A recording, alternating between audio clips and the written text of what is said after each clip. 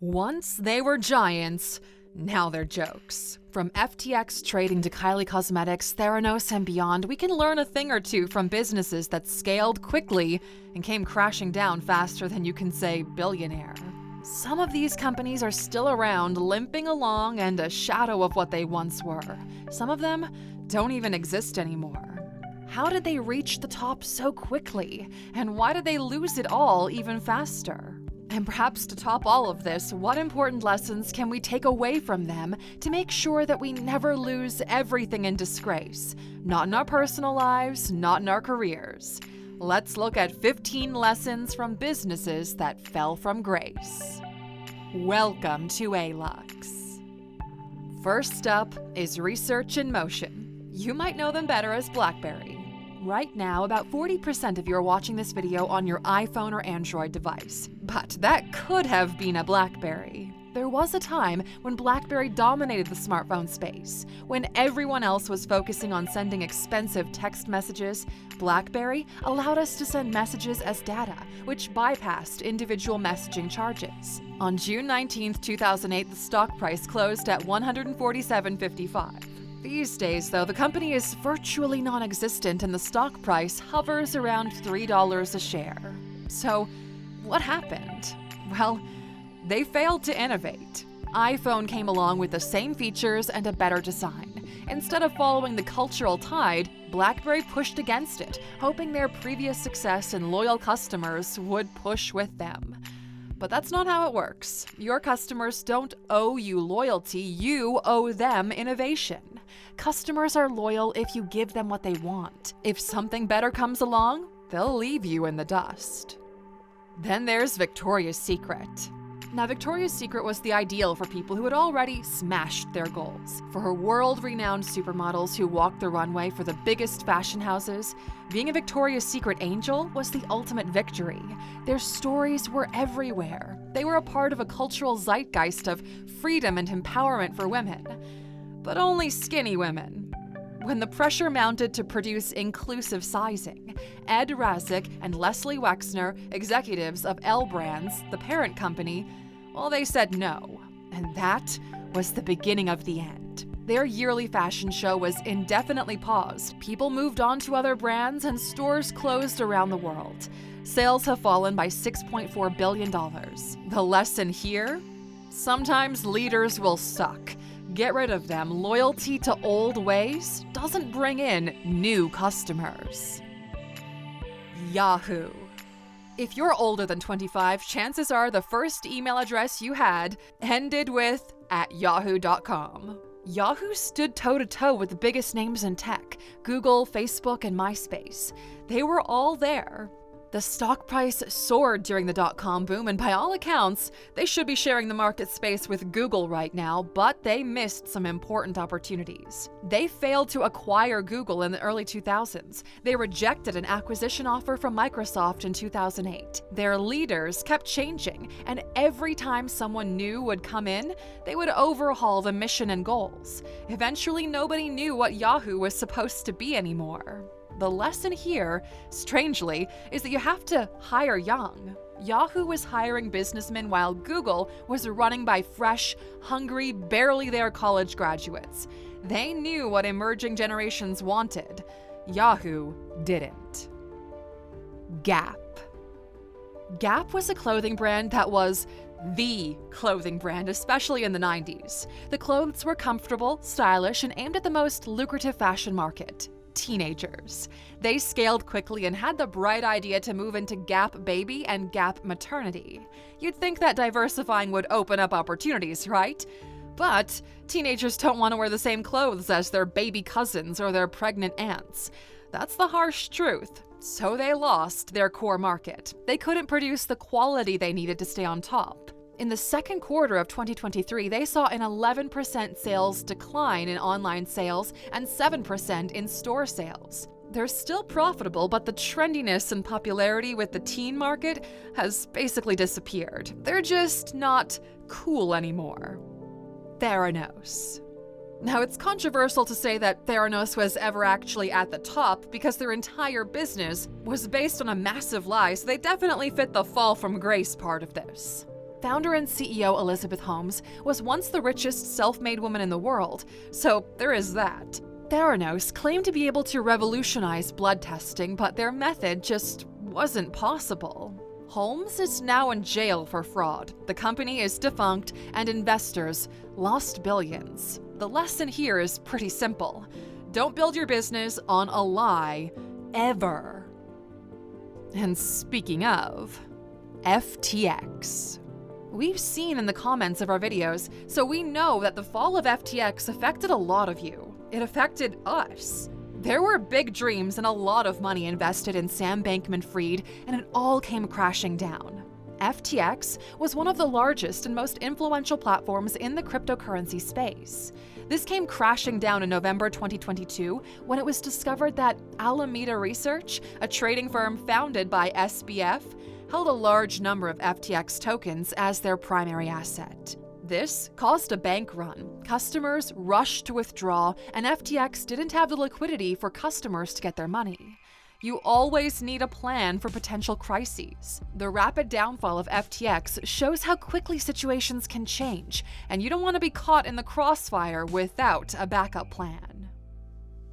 Toys R Us.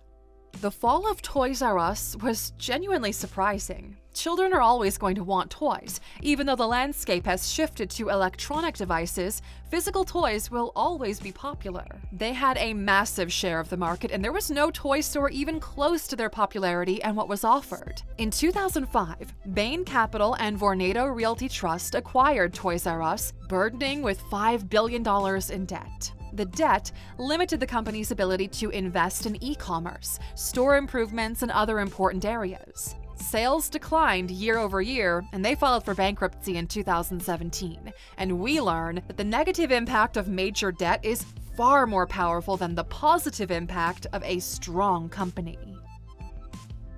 Lehman Brothers. Many companies fell from grace during the 2008 financial crisis, but none were more disgraceful than Lehman Brothers. It was the fourth largest investment bank in the United States. They were handing out mortgages like candy during the housing boom, so when the subprime mortgage market collapsed in 2008, they were left holding a massive portfolio of worthless assets, leading to a loss in investor confidence. They declared bankruptcy in 2008, which brought the financial market to its knees. The effects of the Lehman Brothers' unethical practices and carelessness are still felt to this day. When you get greedy and bite off more than you can chew, the world will humble you. No matter how successful you are, humility is important. Nobody is beyond failure.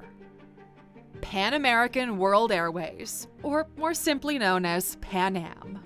It was an iconic international airline of the 20th century. But the company suffered from a public image crisis following the 1988 bombing of a Pan Am flight. Their business strategy focused on expansive growth during the crippling oil crisis of 1973, which put them into massive debt. It just goes to show that even though the business guidebooks might push expansion and scale, sometimes it's just not the right time for it. Sometimes the risks aren't worth it, and it's better to lay low and wait for the market to stabilize again. Then there's Enron. Now, Enron was an energy company based in Houston, Texas. It was founded in 1985 and grew rapidly, but there'd always been a massive fraud behind their success. They used accounting loopholes and poor financial reporting to hide billions of dollars in debt from failed deals and projects. Their stock price was inflated and based on fraudulent financial statements.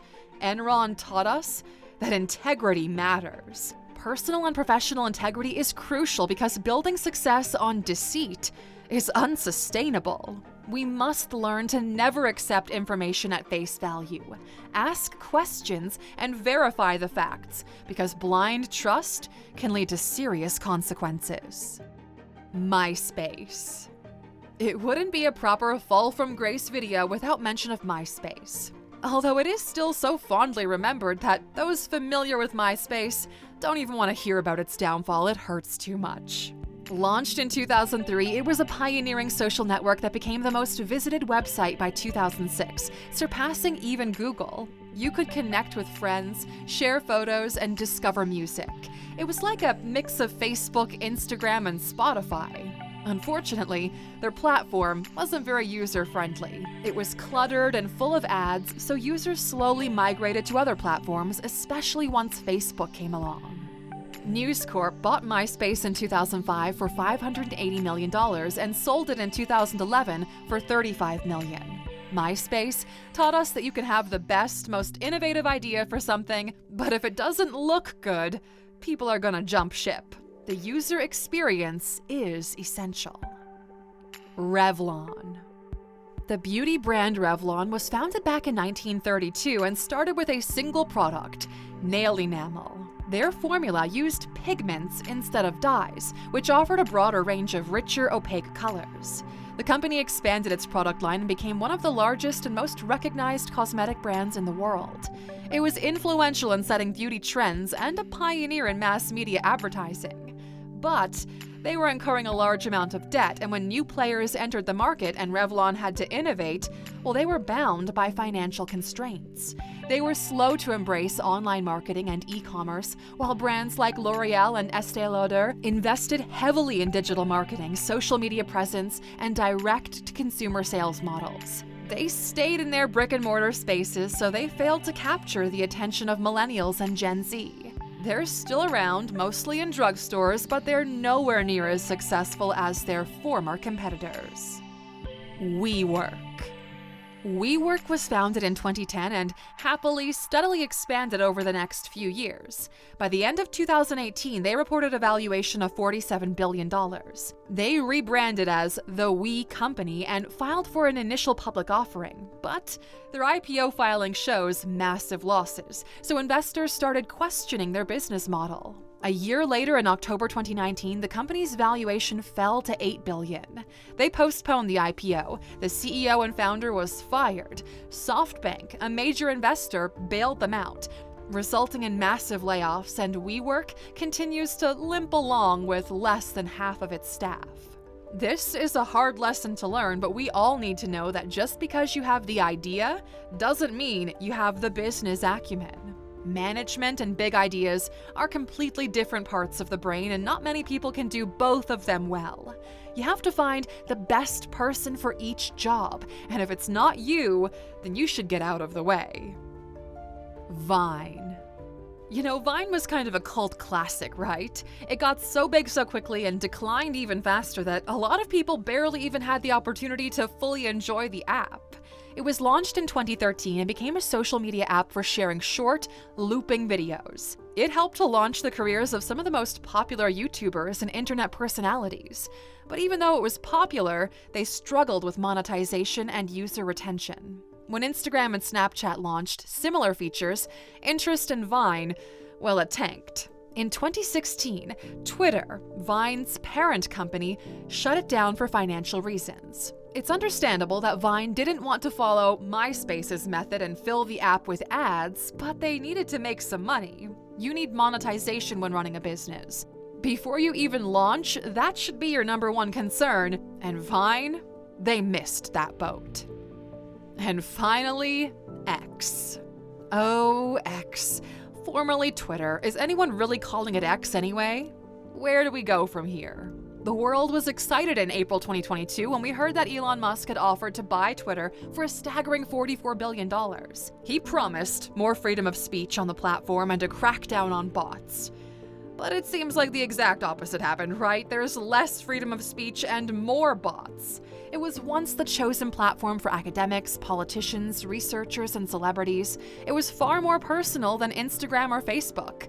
The harassment is rampant. It just doesn't seem to work like it used to. It's now valued at $19 billion, although some experts estimate that it could be as low as $8 billion. That is a staggering, unimaginable loss, down from $44 billion.